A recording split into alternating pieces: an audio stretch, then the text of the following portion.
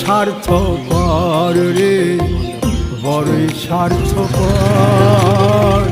বুকের মাঝে জায়গা দিলে যতন কইরা ভাঙ্গে রে অন্তর।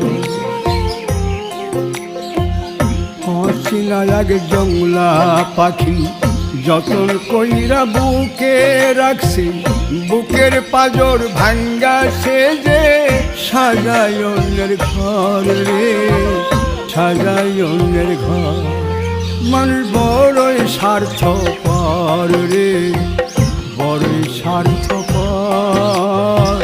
বুকের মাঝে জায়গা দিলে যতন কইরা ভাঙ্গে রে অন্তর।